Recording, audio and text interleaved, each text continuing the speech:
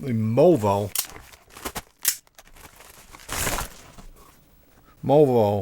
vxr300 microphone.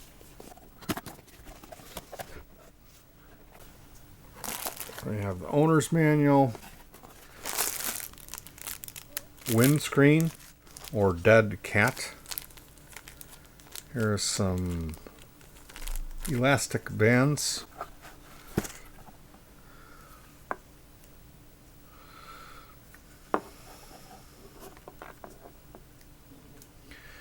And here's the microphone.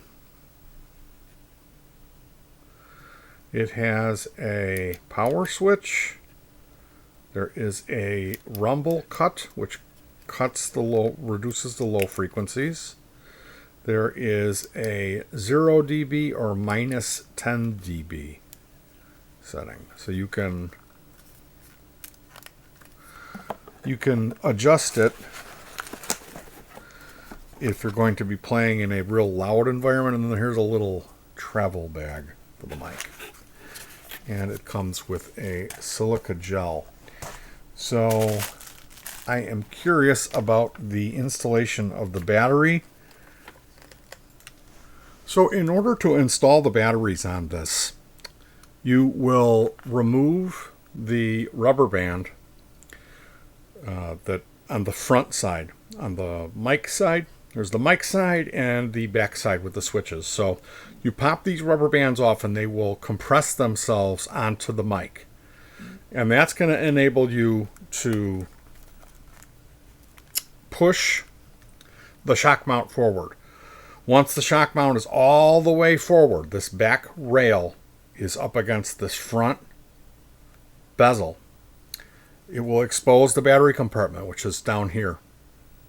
And then you pop that open, put your 2 AA batteries in, put the cover back on, slide the shock mount all the way back, and then you pop the rubber bands back on. One rubber band goes to the side, one rubber band goes to the top.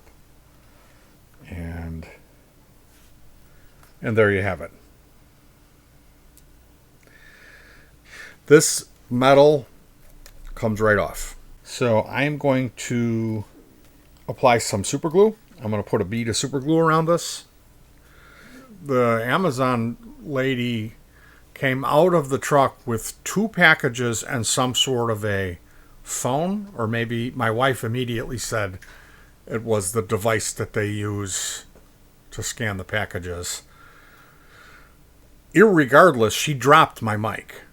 This is a $70 mic, vxr300, compact stereo video microphone. We paid $19.95 for it. I don't like the idea that the cord is molded into the unit. I would much prefer to have a cord that I can replace. You know, with a little gumption, I could probably find the screws on this and get this thing open and cut in a new cable if I had a gun to my head. The extra set of rubber bands is neat to do that. There you go. Pretty cool. Pretty cool. Maybe I'll set it up and do a test right now. vxr300 mic. We have it set stock with all the switches out. So it's 0 dB and, as opposed to minus 10. And the high pass filter is off. So we need to put these rubber rings in our camera case, and we need to get a 4-pack of alkaline batteries that we keep in this case, and we rotate them. So we'll use them. When we use them, we purchase more.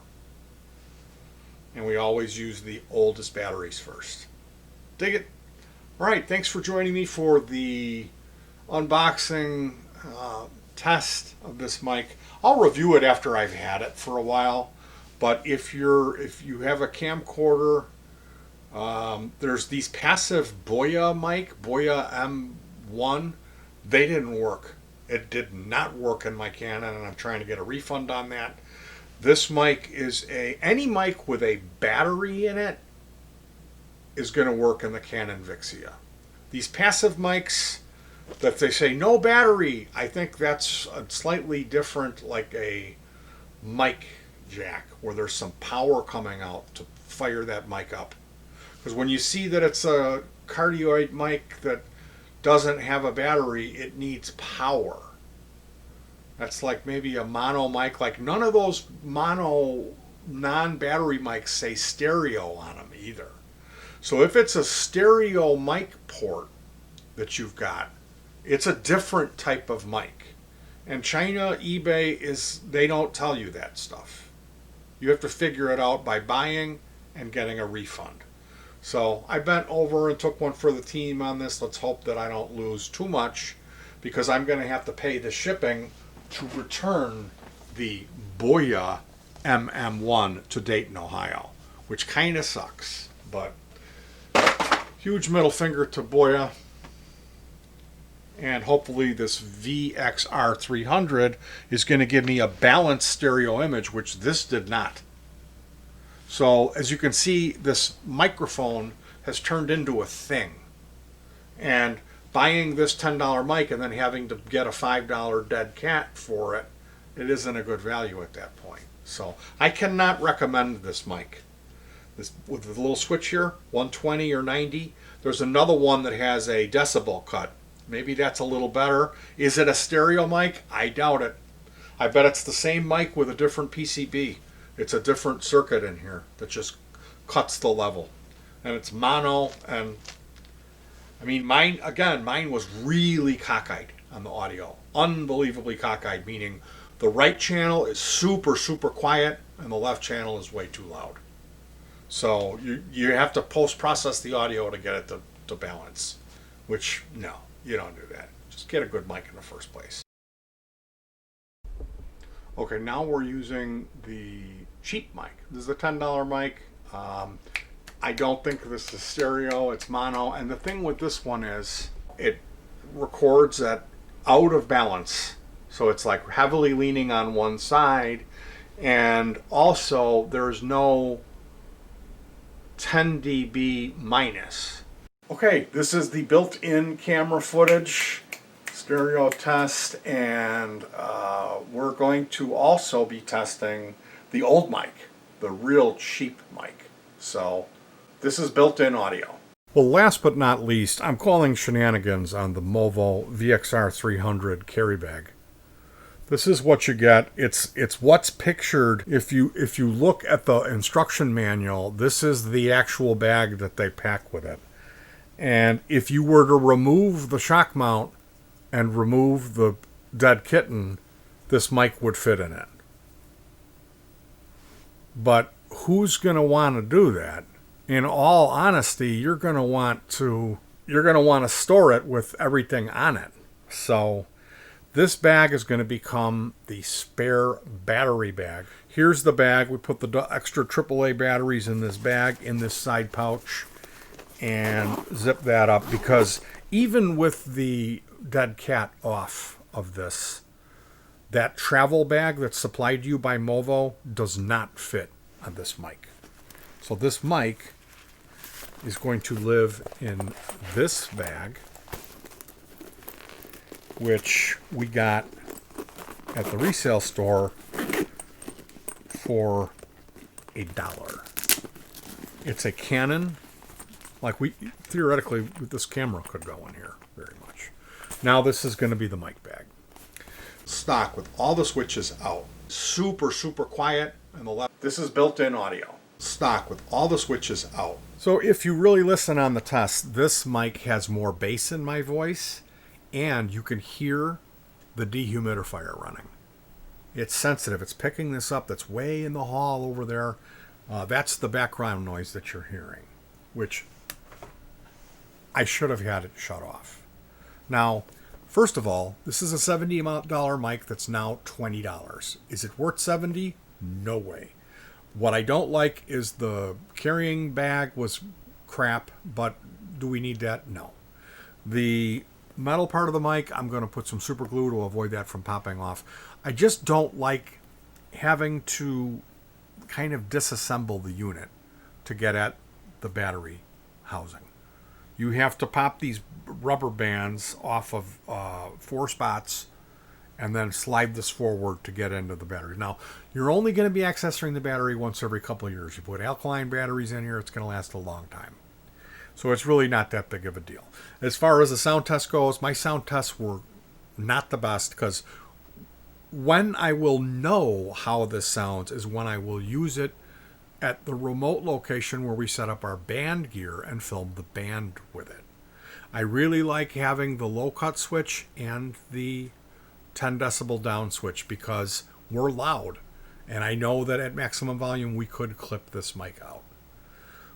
With the automatic gain control set on the Canon and the decibel pads engaged, we got so loud this last time out, one of the songs we filmed was ruined from clipped audio. And that was using not the Boya, we'll talk about the Boya, the cheap, quote unquote cheap. And now when I say that, that mic wasn't cheap because it didn't come with the dead cat. The dead cat is the windscreen, the fuzzy thing that slides on the mic so you can use it outdoors, and when the wind comes, it doesn't ruin your audio. So it was actually a little bit more than this. And if you listen to the audio tests and really pay attention, you'll hear more bass. You'll hear more bass in this than the cheap mic and the onboard Canon. And there's a more crisp treble response in it too. There really is. This mic is passive. This Boya did not work in our Canon Vixia, which is a stereo mic input. It's not a hot powered mic jack. If you have a hot powered mic jack, like on a laptop or a computer or a DSLR camera, this will work. Our mic jack is different, so you need to determine that and be very careful.